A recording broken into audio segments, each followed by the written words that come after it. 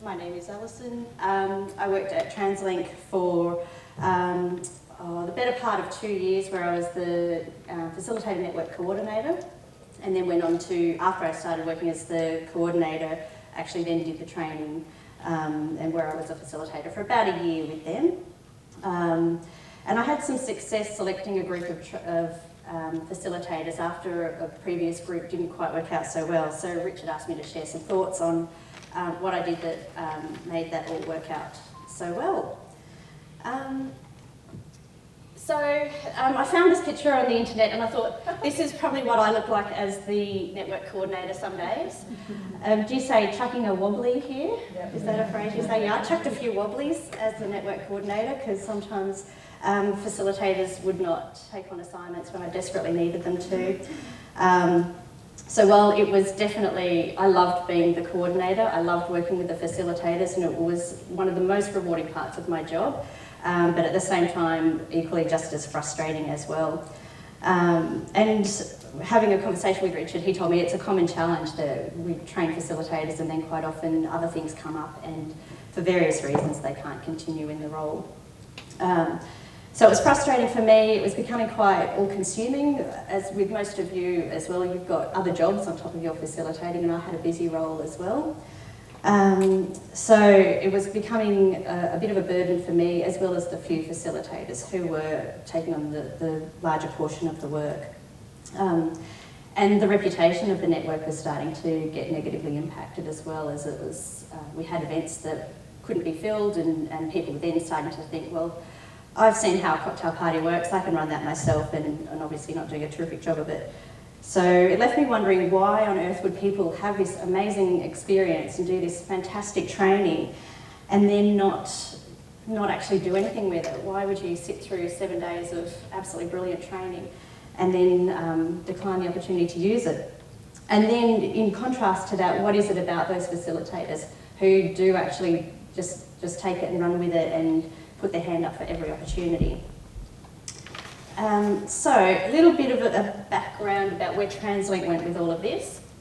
So this first picture there is the first cohort that TransLink trained in 2009. Peter Strachan spoke about this yesterday as part of his rapid immersion strategy. And then the last picture there, down the bottom, if you can see it, is the group that I trained in 2014. It's me in the yellow shirt at the back. And the other grads that started with me at TransLink, Sipun in the white shirt down the right side, and Ben in the back row at the left. And Ben has also moved on to another role now with an operator as well. So interesting how things happen when you're a facilitator. Opportunities present themselves. So in my time as a coordinator, these were the two groups that were trained at the time, but over the years, I think I mentioned yesterday, they'd trained about 60 facilitators all up over 6 years. But at any given time, I'd find that I only had a resource pool of about 20 facilitators who would say that I'm a facilitator, and then within that, I might be able to rely on maybe 5 to 15 facilitators at any time who were available to take on the work. And so, yeah, just thinking about all this investment, all these people who were once so enthusiastic, where are they, what are they doing, where have they gone? So some of them, of course, are still actively facilitating. And I'll give a shout out to Nat Bradley, who was in one of the first picture back there. She trained in 2009, still facilitates absolutely every opportunity that she can, uses this UIMPROVE methodology in all her work, in all ways, shapes and forms, and is a terrific mentor to a lot of the other facilitators coming through. A lot have left TransLink, and again, Peter mentioned yesterday Eleanor Nightingale, and I wasn't sure if it was Eleanor or Emma who had gone to Virgin. No, it was Eleanor. Yeah, Emma's in Canberra. That's right, yeah. Whatever state government that is. Yeah, ACT government probably is. Yep. So yeah, onwards and upwards. Other people have been promoted internally to busier roles, more senior roles, but are still using the skills just within their own teams and at their local level. And I loved, Rachel mentioned yesterday the UIMPROVE curse, and there's definitely a lot of the facilitators at TransLink had the curse, moved on to many other things. And we also had facilitators who went on maternity leave as well, as we do. So my reflection on this part of it all is that, of course, change is not only required, but it's inevitable, and all these movements are just part of just any employee life cycle. People come and people go, like myself, and there's not much that you can do to control that. But then there was also a group of people who, throughout all the different cohorts that had been trained, who for one reason or another had decided not to facilitate and actively opted out. We did train one cohort who, some people did not actually even finish the training. They decided it was not for them before the end of Module 1. And then other people who over time hadn't practiced enough and lost their confidence, couldn't remember the methodology and the, how to apply it, so decided not to continue with it. So, in my head, thinking how can we minimise this, had this opportunity to refresh the network, but didn't obviously want to train people who couldn't see themselves in the role long term. So did a bit of thinking and tried to work out what are some of the traits of a perfect facilitator. And there's so many things that you can consider, isn't there? It's like recruiting anybody for a new role. What age? I think Richard mentioned I was recruited as a graduate at 36 years of age, I think. So thank God they didn't apply that criteria to me. Is length of service an issue? Should you recruit facilitators who have been around for a long time? They understand the business, so perhaps they'll get more out of it. Seniority, older, wiser, or perhaps if they're fresh-faced, maybe they might be a little bit more actively critical and be that critical friend as a facilitator. There's that introvert-extrovert debate. Should you recruit? We had a conversation, Matt and I, last night. Was it Matt or was it? No, yes, Sonia and I, that's right. Had a chat about extroverts, that's right. And the pros and cons of that. Obviously, extroverts are going to love to get out there and have a chat and see themselves in front of a crowd. Unlike myself, being a ridiculous introvert, this is well outside my comfort zone. So, there's that to consider. The self-confidence, of course, you think you should only have facilitators who are naturally confident, male, female, and looking around the room, it's obviously a lot of women here, we're going to get some more blokes involved. Should they be a respected leader in the organisation as well? I remember someone who was what we class as an AO3, which is quite an entry-level role, asked me once about how on earth will people respect them, you stand in front of them giving them directions when they're such a low-level employee. And so I think there was that perception there as well at the time. Surely public speaking skills and neat handwriting so they can write on the flip chart, surely they have got to be important traits. So I asked Richard, what do you reckon, Richard? What do you think makes a perfect facilitator? This was his response. Anyone with a pulse. Anyone with a pulse can be a facilitator. He said, don't overthink it. I definitely would agree with that because this is my worst nightmare, honestly. You are witnessing someone living their worst nightmare right now. But the methodology, it's so simple and so effective that you can teach people to apply it. It doesn't matter what else they bring to it, really. Those personal traits, I think, aren't such a big deal. And when I was offered the opportunity to be a facilitator the first time, I said, no way, not in a million years, see you later. But obviously it can be done. The trick, however, though, is finding 12 people who actually want to be facilitators. So they might have a pulse, but there's a few other things that kind of apply there, isn't there?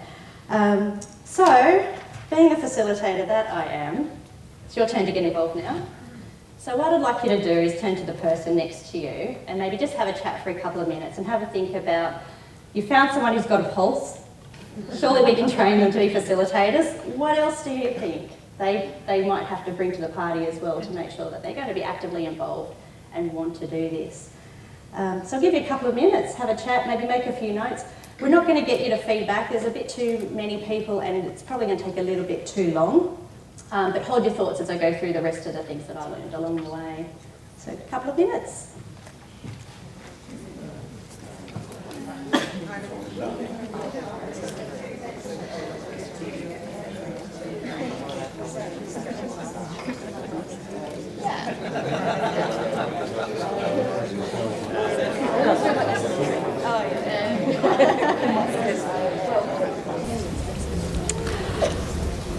hopefully you've come up with a few good things that maybe that you can take back, and hopefully there's some similarities in some of the things that I learned along the way too.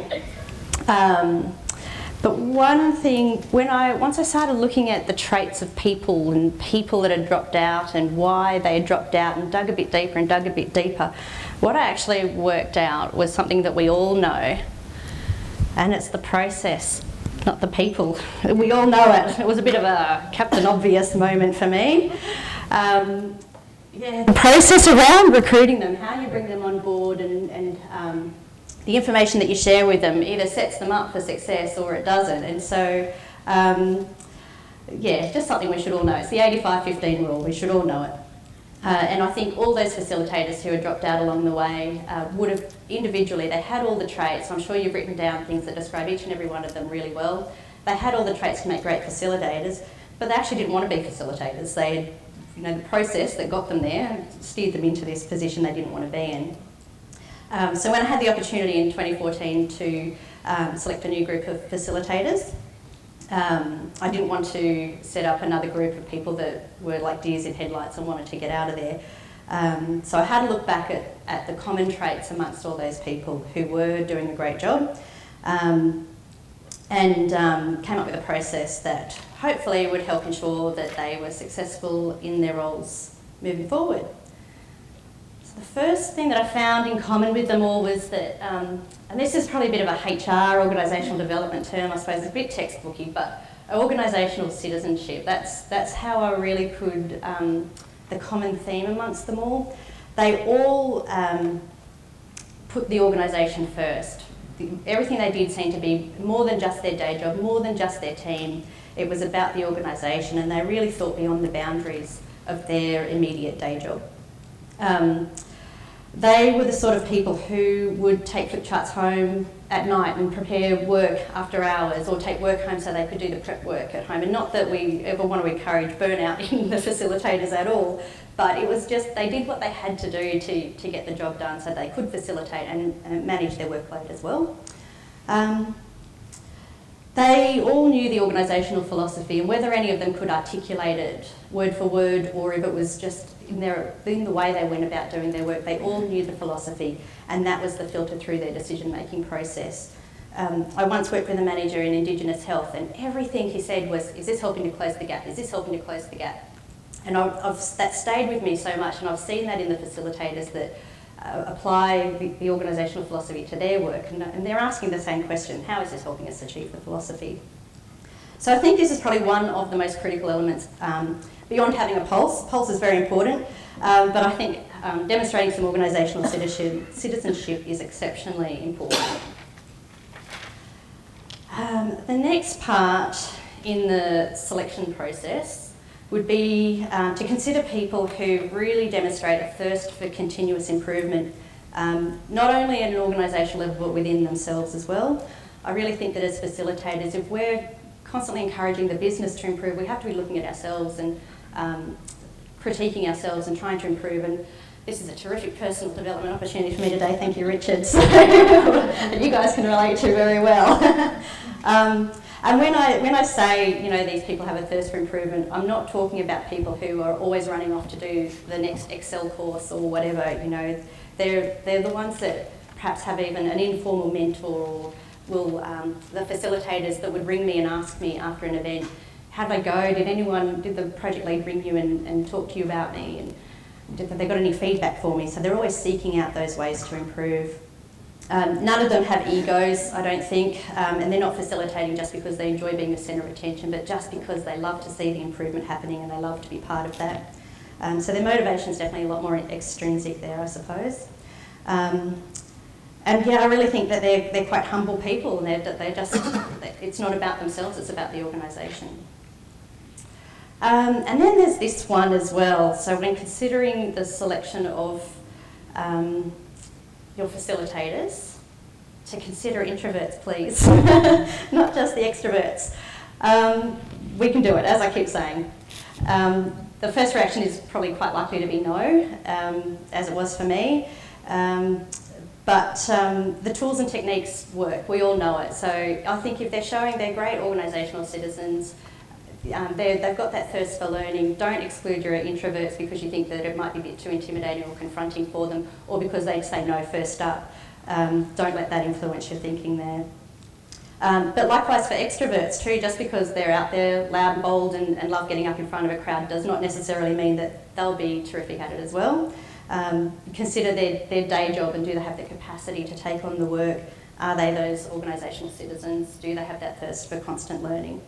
But in contrast, when I was talking to Sonia last night about extroverts, Sonia was letting me know that their first group of facilitators, I think predominantly were extroverts, were they? Or all, you would say all extroverts? I think really because we wanted to get the ground running sort of thing, not necessarily extroverts, but people could a bit more experience.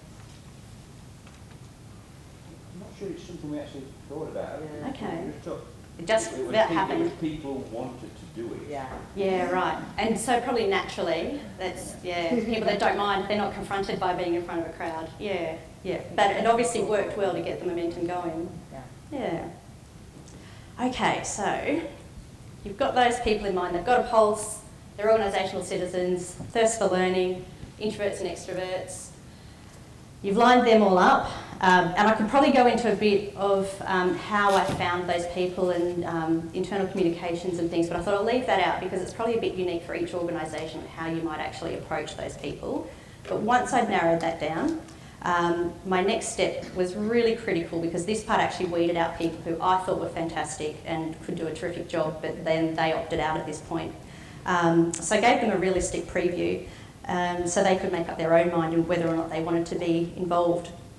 And then after I did that, I then went and spoke to their managers and have basically had the same conversation with their managers as well. So that, because not a lot of the managers at TransLink knew about the Facilitator Network, even though they'd been around for so long, it's not entirely embedded right throughout the organisation. So I thought it was respectful, of course, because I was going to be asking for their direct reports time. But it was also a good opportunity to talk about UIMPROVE and the benefits of having a facilitator in their team. And to be honest, they were all quite chuffed that one of their staff members had been identified for this opportunity, so they were very supportive. So some of the things that I included in that conversation, when I sat down with them, I talked about some of the challenges and some of the benefits. So challenging assignments, we've all done them, we've all been there. There's no point sugarcoating it. The good ones far outweigh the challenging ones, but of course it's good to let them know that sometimes, you know, it might be a bit uncomfortable, a bit awkward, but that's okay because you learn from that. And they're learning, they love learning, remember? You've got those people lined up already. The other challenge that we often heard in the network is people didn't have the time, don't have the time, I'm busy in my job, I don't have the time to facilitate. So giving them the heads up early on that yes, it does actually take a bit of time. One of the facilitators had let me know that she factors in about 2.5 times the length of the event for all her pre-meetings, her prep work, the review meetings, you know, running the event. It's not just the time to do the event, it's everything else around it as well. So I think it's really good to give people some insight into that aspect of it. And of course, particularly for the introverts, spell it out. There's going to be a learning experience in front of a live audience, which can be a bit difficult. But again, we've picked people who love learning, so I would think of this as a learning opportunity on steroids, really. But of course, the benefits far outweigh the challenges. It's an unbeatable opportunity to work with a whole range of different people across the organisation, meet different people, learn more about the business. You play a key role in organisational improvement, and of course, there's the support from the network around you, and of course, my colleagues at the UAC. The other benefit I don't know, maybe might be reluctant to talk about the UIMPROVE curse, but there's a good chance after you've done the facilitator training, you might very well go on and get promoted or get a better job and a trip to the UK afterwards. So I discussed all these points with each of the potential candidates, also along with the requirement to attend all 3 modules of the training. We did have in one group people say, oh, you know, I'm busy for the 3rd module, I can't make that, and never saw them again. So yeah, as I said, this filtered out a few people. Someone was going on their honeymoon, other people kind of reflected and thought, well, I know that I've got a few things coming up, some deadlines that are really going to impact on this, and decided that right now it was not the time for them to get involved in this. But if I was still there, they would be the people that I would approach first next time, because I know they're interested and would be keen, but they're quite considered in their approach. So then, as I said, I met with each of the managers and explained the same. The other benefit of meeting with the managers too was that I got to hear from them about their perspective of things. So I was able to be told then that they were looking at deadlines coming up, or they had staff members going on annual leave, so their teams to be under-resourced at a certain period of time. So then I could manage my expectations of that facilitator then, and not be scratching my head wondering why they weren't taking assignments then, or feeling like that they were telling me porky pies when I thought they should be facilitating, but really they were genuinely busy. So it was really good to build those relationships up, not just with the facilitators, but with their managers as well.